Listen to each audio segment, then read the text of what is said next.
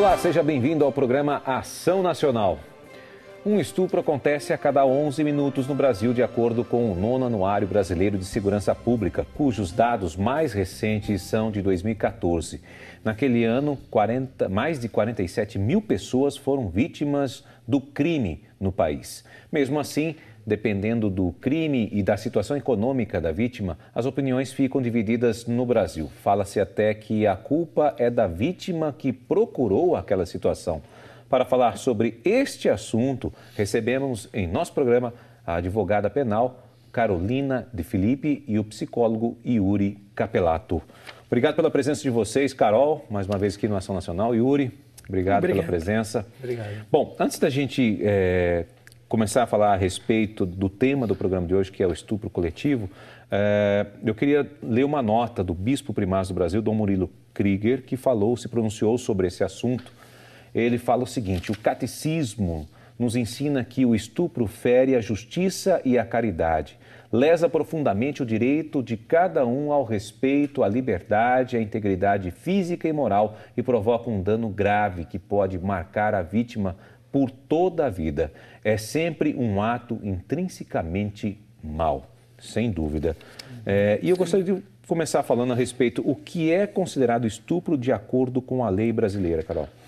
Bom, o estupro ele está previsto no Código Penal, no artigo 213, e hoje nós temos como estupro a ideia de constranger alguém, então homem ou mulher, com violência ou grave ameaça, a conjunção carnal ou qualquer outro ato libidinoso. Então é interessante destacar que é estupro tanto a conjunção carnal, que é uma relação sexual vaginal consumada, mas é estupro também qualquer ato libidinoso. Então, qualquer tipo de ato sexual, qualquer tipo de ato libidinoso, desde que ele seja praticado com violência ou grave ameaça.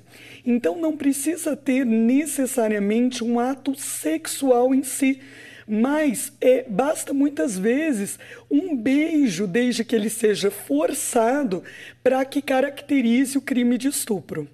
Então chega a esse nível. Então. Chega a esse ponto, exatamente. O constrangimento ao ato libidinoso que caracteriza o crime de estupro. Não precisa uma relação sexual consumada para ter o crime de estupro. Mas mesmo se a vítima não tiver condições de dizer não? Então, aí nós temos um outro crime que está no artigo 217-A, que a gente chama de estupro de vulnerável. O estupro de vulnerável, ele foi feito para a vítima quando ela é menor de 14 anos, mas o crime também trata de vítimas que por qualquer outra forma não podem oferecer resistência. Então, ou porque ela é doente mental, ou porque por qualquer outro motivo, ela não tem capacidade de oferecer resistência. Então, ou porque ela está dormindo, ou porque ela está drogada, ou porque ela está bêbada, ou porque ela está em coma. Então, todas essas pessoas, para a lei, são consideradas vulneráveis. Ou porque ela está anestesiada, nós tivemos um caso famoso no Brasil, né? Então, essas pessoas consideradas vulneráveis, elas não podem oferecer resistência. Então, não podendo oferecer resistência, são consideradas vulneráveis, assim como os menores de 14 anos. Nesse caso, qualquer ato libidinoso é considerado estupro. E aqui, Júnior, eu quero ressaltar que, neste caso, mesmo que a vítima supostamente deu consentimento, então se uma menina ou um menino de 13 anos supostamente deu consentimento, este consentimento não vale para a lei. A lei entende que ele não tem capacidade para dar consentimento. E esse ato é considerado estupro. Yuri, nas questões morais, como assim? A jovem procurou isso, né? Ela já tinha uma vida aí duvidosa, ela procurou essa situação, podem fazer com que o crime seja aí relativizado? Como que se lida com isso daí? Porque desse caso que ela acabou de citar aqui, inclusive, né, outros casos famosos que estão acontecendo na mídia atualmente, é o caso daquela jovem, né, de 16 anos, no Morro do Barão, na Zona Oeste do Rio de Janeiro, que tem aí um estupro coletivo de mais de 30 pessoas, que está averiguando ainda em relação a isso. E muitos começaram a falar, mas ela procurou isso, você viu a vida que ela levava? Tentam justificar uma forma do estupro. E eu acho que as pessoas tentam justificar por dois motivos. Primeiro, que eu acho que ficou claro, até pela explicação da Carol, que isso é estupro, só pelo fato de ela já estar, que ela tivesse drogada por ela, mesmo foi drogada pelo outro, já é estupro por ela não poder se responder por si naquele momento. Mas eu acho que o que é mais importante a gente ressaltar é que a sociedade tem uma dificuldade de lidar com esses momentos de dores. Parte da sociedade por ter uma falta de empatia por se colocar no sofrimento do outro. E parte porque quando está frente a uma impotência deles, quando a gente vê situações dessa e a gente se sente impotente porque vê que aconteceu esse fato e ninguém pode fazer nada, se tenta buscar justificativas para amenizar a dor que essas pessoas sentem por estarem impotentes frente a uma situação que você não pôde impedir que acontecesse, porque já aconteceu. É a mesma impotência que a pessoa sente quando pegou fogo na Boate Kiss e todo mundo começou a tentar dar justificativas por que deveria ter impedido, por que os pais deixaram ir na boate, por que ninguém viu que não tinha um alvará, sendo que, na verdade, ninguém entra num barzinho e vê se tem alvará dentro da lei ou não, ninguém presta atenção aonde estão as saídas de emergência ou não, deveria, mas ninguém faz. E aí, quando acontece um ato assim que nos choca, as pessoas tentam buscar justificativas para amenizar a dor que ela sente de impotência. Só que isso acaba piorando a situação da pessoa.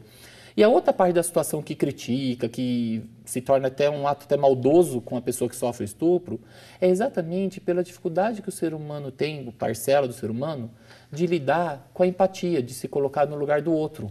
Então, você vê que a gente tem uma parte da população que seja o estuprador, seja os que consumaram o fato, ou os que tiveram estupro, ou os que só tivessem lá do lado da menina se fotografando, tirando foto, mesmo que não tenham feito nada. Você vê a perversão da pessoa quando ela vê em alguém em sofrimento, vê a pessoa sofrendo algo que vai fazer mal para ela, e ele não consegue nem impedir, e muito pelo contrário, ele passa a sentir prazer daquela situação. E essa é a perversão que a gente tem que começar a repensar na sociedade. Não é pela cultura do estupro, é pela perversão, pela capacidade da pessoa de sentir prazer por sofrimento do outro. Isso acontece no estupro e acontece em muitas outras situações do ser humano. É quando a pessoa não consegue mais se colocar no lugar do outro. Essa é a perversão. Eu sentir prazer quando eu vejo alguém sofrendo, seja no bullying, seja no estupro, seja no achar que eu me dei bem ultrapassando todo mundo e deixando os outros para trás, eu que me dei bem, sem perceber que ele está fazendo mal para os outros. E isso que eu acho que está dentro de parte desse comportamento das pessoas que vão escrevendo pela internet, julgando, criticando a menina. Percebe? A perversão, eles ainda sentem prazer de saber que ela se deu mal, em vez de conseguir ter uma empatia e se colocar no lugar dela. Na situação que ela viveu, né? Exatamente. No drama que ela viveu, porque ninguém consegue ter mais esse sentimento, é isso? Isso. E aí você vê que divide a sociedade entre esses afetivos e os não. Os afetivos estão chocados, está todo mundo questionando, comunicando e colocando que é contra o estupro e que absurdo o que aconteceu. E a outra parte, sentindo prazer e querendo ver as fotos e querendo ver o vídeo e buscando aonde tem o vídeo, eu quero ver. Como que alguém pode ter vontade de ver algo que é sofrido por outro? Você percebe? E buscar prazer por isso. O próprio estuprador, uma pessoa que consegue consumar um ato sexual, quer dizer que ele está buscando sentir prazer frente a uma pessoa que está sofrendo naquele momento e ele conseguir ter esse prazer, já mostra a perversão dele. A dificuldade dele em se colocar no lugar daquela pessoa e muito pelo contrário, ainda gostar de ver que o outro está sofrendo. Isso, e está sob os cuidados. Quer dizer, eu estou ainda em cima de você, eu estou te machucando e isso me dá poder, isso me faz me sentir bem. Essa é a perversão. E isso acontece em todos os fatos. É a babá que espanca um bebê. E não é toda babá que espanca um bebê, mas tem as babás perversas. Não é todo homem que estupra, mas tem os homens perversos. Percebe? A mãe que espanca o filho porque ela tem poder sobre. Então a gente está falando sobre a questão de uma parte onde um tem poder sobre o outro. Ou seja, o homem forte sobre uma mulher que ele não tá consegue mais reagir. Vulnerável. Isso. Percebe? Ou então uma mãe sobre um filho, uma babá, um professor. Então, quando eu estou numa situação de poder, e eu me sinto prazer em poder saber que eu posso ter esse poder de machucar o outro. Dúvida. Carol, mas dessa história que nós estamos falando aqui, desse caso, melhor dizendo, por que essa situação não foi considerada estupro desde o primeiro momento? Porque houve isso daí, né? No caso dessa menina, dessa garota de 16 anos. Sim, é interessante como o estupro é o único crime em que a vítima é julgada junto com o seu algoz, né? Primeiro se coloca a dúvida em questão. Exatamente, né? Quando uma pessoa chega e relata uma situação de um roubo, ninguém pergunta para ela o que ela estava fazendo, se ela tem certeza que ela realmente foi roubada, se ela realmente deu causa àquilo. E no estupro as pessoas querem colocar isso em dúvida, querem julgar o comportamento da vítima também.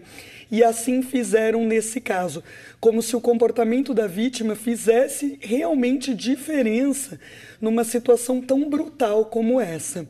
Então, as pessoas confundiram e confundem muito nesse crime bárbaro consentimento com toda uma questão de reputação. Reputação não tem nada a ver com consentimento. A prostituta, a mulher na constância do casamento, a mulher de saia curta à noite na rua deserta, todas elas têm o direito de consentir ou não em relação à sua dignidade sexual. E nesse caso específico, essa menina, se ela tinha uma reputação duvidosa ou não, se ela frequentava festas de caráter duvidoso ou não, se ela tinha uma vida sexual questionável ou não, nesse caso específico, isso não deveria ser julgado. O fato é que ela estando desacordada e não podendo consentir, ela foi vítima de violência, sim. Ela foi vítima de crime, sim. Ponto. Quando não se pode consentir, o crime de estupro está consumado, né? Isso não deveria ter sido colocado em dúvida em momento algum. Então, eu disse isso muitas vezes nessa discussão toda, né? Que muitas pessoas que questionaram isso, né? Quantas vezes as pessoas saem, vão na casa de amigos ou vão em festas, vão em baladas e bebem um pouco além da conta e às vezes bebem e até se esquecem do que aconteceu na noite anterior e aí você está dizendo então que naquele momento qualquer pessoa pode fazer com você qualquer coisa? Porque quando você coloca em dúvida essa situação, quando você diz que essa menina procurou essa situação, você também está dizendo que qualquer pessoa pode fazer com você qualquer coisa. E não é bem assim, né? Bom, esse é a Programação Nacional, nós estamos falando aqui sobre o tema estupro coletivo. Nós vamos para um rápido intervalo, voltamos já, fique conosco.